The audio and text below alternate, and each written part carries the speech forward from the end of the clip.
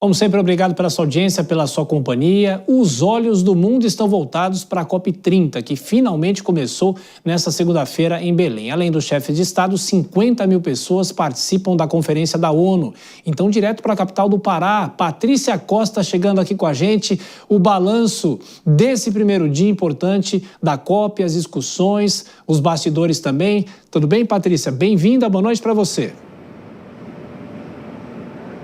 Oi, Tiago, boa noite à nossa audiência. Olha, hoje foi o primeiro dia, né? A COP da implementação começou com um tom político forte e também velhas promessas sobre o financiamento climático, transição energética e a urgência de se colocar isso em prática, né? Hoje, o tom político regeu toda, né, a discussão nesse dia, mas ainda não houve muitos avanços, negociações. O presidente Lula, por exemplo, colocou novamente a questão de que o Acordo de Paris funcionou. E realmente, se a gente não tivesse o Acordo de Paris nesse momento, a gente estaria caminhando para 4 graus de temperatura e hoje, com as metas atuais, a gente tem uma projeção aí de chegar até o fim do século com 2,8 graus. Olha, o presidente Lula também disse que é preciso combater a desinformação e principalmente o negacionismo. Dá só uma olhada em que ele disse.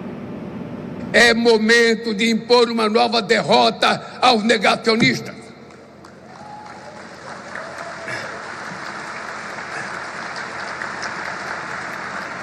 Sem o Acordo de Paris, o mundo estaria afadado ao aquecimento catastrófico de quase 5 graus até o fim do século. Estamos andando na direção certa, mas na velocidade errada. No ritmo atual, ainda avançamos rumo a um aumento superior a 1,5 graus na temperatura global.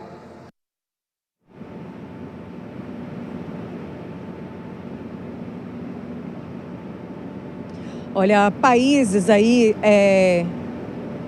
eu não consegui ouvir o encerramento do Lula, mas eu queria reforçar aí que os países em desenvolvimento bateram o pé e quiseram transferir o financiamento climático para uma rodada autônoma. Então, o presidente da COP, o André Correia do Lago, ele informou que vai dividir os 4 temas principais, que são financiamento, manter a meta do Acordo de Paris para chegar até 1,5 grau, máximo 2 graus até o fim desse século, justiça climática e também transparência. Olha, nesse tema, justiça climática, é claro que quando a gente tem um desastre, por exemplo, por causa de uma enchente, né, um deslizamento de terra, ele atinge principalmente as populações mais vulneráveis. E foi sobre isso uma outra fala do discurso do presidente Lula. Convoca a comunidade internacional a colocar as pessoas no centro da agenda climática. O aquecimento global pode empurrar milhões de pessoas para a fome e a pobreza, fazendo retroceder décadas de avanço. O impacto desproporcional da mudança do clima sobre mulheres, afrodescendentes, migrantes e grupos vulneráveis deve ser levado em conta nas políticas de adaptação. E nesse impasse tem os poluidores que mais emitem gases do efeito estufa, como os Estados Unidos e também a China e outros países desenvolvidos que precisam colocar dinheiro para que os países, né, em desenvolvimento, que precisam manter, né, a degradação, conter essa degradação da natureza, possa fazer essa transição energética. É difícil, né? Uma conta difícil de se fechar. Ou a gente se desenvolve economicamente, imediatamente, ou a longo prazo, mas abrindo mão aí desse progresso econômico em prol da preservação ambiental. Então, é necessário que a gente faça essa transição energética, mas sempre há esse impasse sobre o financiamento. E essa diluição, né, vamos dizer assim, colocar esses 4 temas principais em mesas paralelas pode enfraquecer um pouco esse debate. Então, a carta principal será feita, mas os debates vão ocorrer de forma paralela, como se não tivessem o mesmo objetivo, e depois disso vai se juntar todos esses assuntos para redigir aí a carta final de compromissos de todos, né? Os 194 países que estão aqui na COP30. E uma coisa é clara, né? Para a gente conseguir aí conter o aquecimento global, a gente precisa diminuir a emissão de combustíveis de gases do efeito estufa, principalmente dos combustíveis fósseis, né? O presidente do IBAMA falou um pouco sobre essa transição energética. Nós estamos na fase chamada fase de implementação. fase onde a gente precisa fazer a transição, né? Onde a gente precisa sair do mundo dos combustíveis fósseis, a transição onde a gente continue produzindo alimento para todo o povo do mundo, mas sem continuar destruindo a floresta. Então é uma COP onde se espera muito das ações de implementação, notadamente de financiamento. O governo brasileiro está trabalhando muito na construção de mapas do caminho para a transição de combustíveis fósseis e também, obviamente, para outras ações, como, por exemplo, setores que precisam avançar tecnologicamente para que também possam mudar. O presidente Lula também falou aí nesse sentido, né, que essa deveria ser o papel da Petrobras, por exemplo, virar uma empresa de energia. Mas o que se investe ainda em energia renovável pela Petrobras é um percentual ainda muito pequeno para que a gente possa chamar a empresa de uma empresa de energia. O que se vê, né, essa contradição brasileira que existe também em outros países, né? A gente acabou de liberar pelo IBAMA a liberação aí de exploração de petróleo justamente na foz do Amazonas. Isso acontece também na China, que explora carvão e, ao mesmo tempo, constrói muralhas de energia solar, viu, Tiago? E, Patrícia, para nós que acompanhamos você todos os dias aqui na Jovem Pan, no Jovem Pan Sustentável, eu pergunto para você, o que você destacaria desse primeiro dia? Claro que ainda é muito cedo ainda, mas é possível, finalmente, que sejam fechados acordos promissores para que o mundo comece a reverter toda essa situação. Inclusive, hoje o presidente Lula citou o tornado no Paraná que nós noticiamos aqui de sexta para sábado na Jovem Pan. Patrícia. Pois é, os tornados, né, furacões vão se tornar mais comuns justamente por causa do aquecimento global, porque o oceano fica mais quente, aí ele libera mais umidade, também tem o nível do mar que está aumentando isso, né, deixa tudo mais propenso. Os desastres naturais cada vez mais fortes também trazem prejuízos, além de vidas, né, prejuízos econômicos. Então essa é uma conta que todos os países em desenvolvimento e também os desenvolvidos precisam fazer na hora de colocar essas metas em prática, né?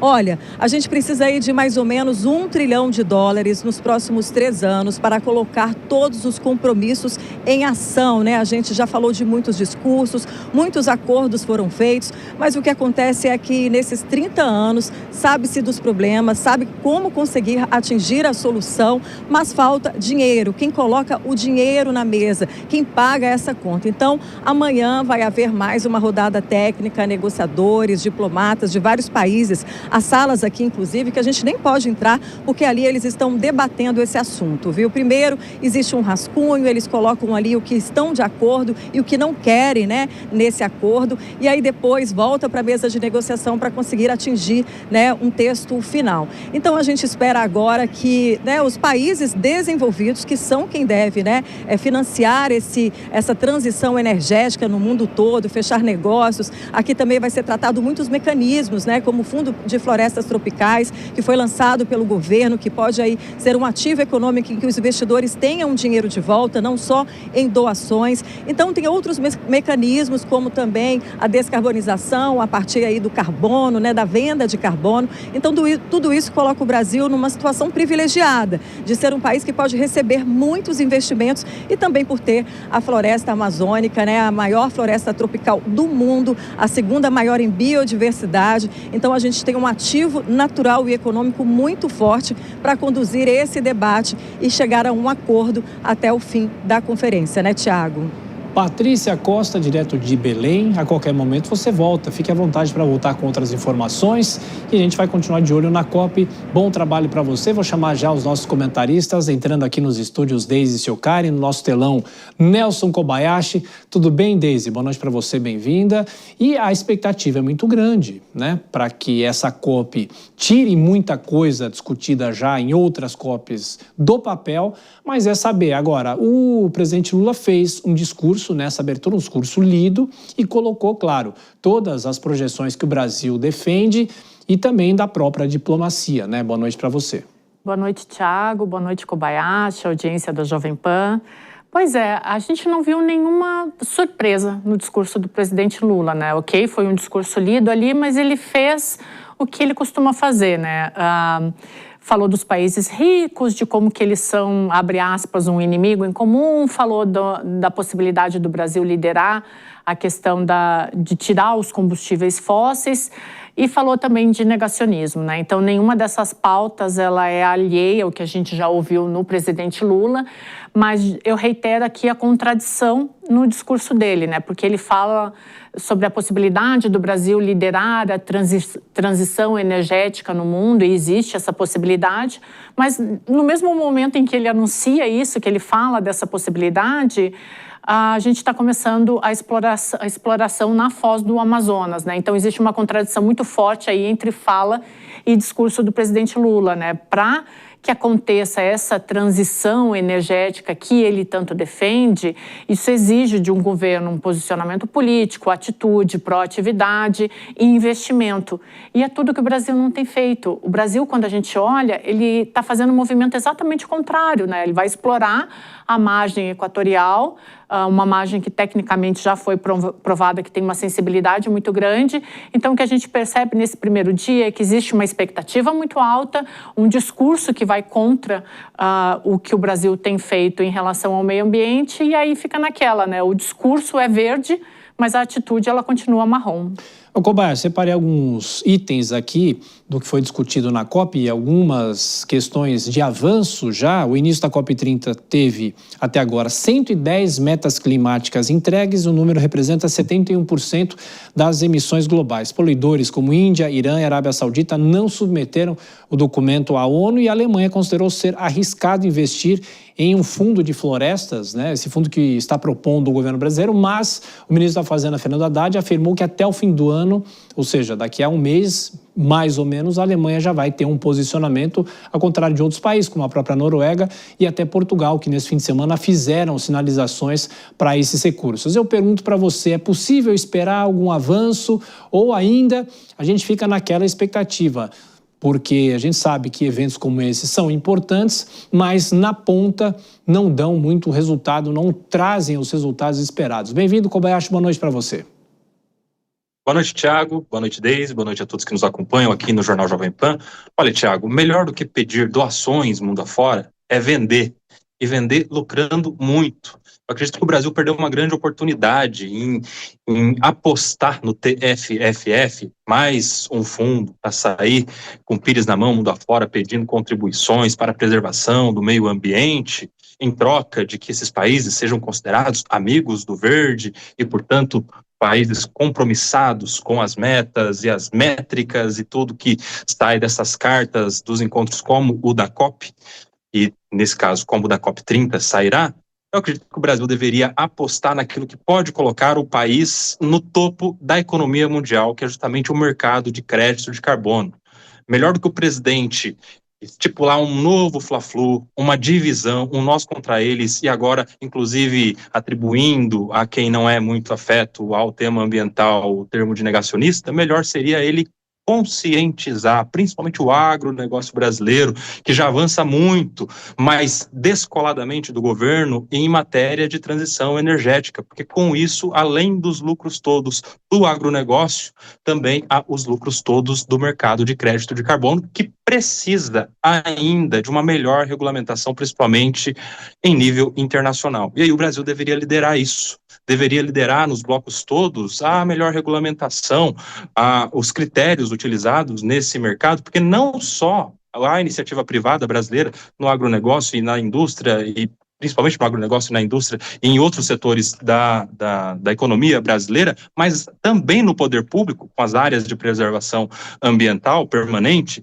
essas áreas poderiam todos lucrar com isso, e certamente o Brasil daria passos largos rumo ao topo da economia mundial. Mas o presidente escolhe um outro caminho, aquele da divisão, e com mais um fundo. Existe o Fundo Amazônia, se celebra 33 milhões que a Suíça deu, e vai se celebrar cada dinheiro que for enviado ao TFFF, quando perdeu uma oportunidade. Sobrepôs o principal tema de potencial do Brasil.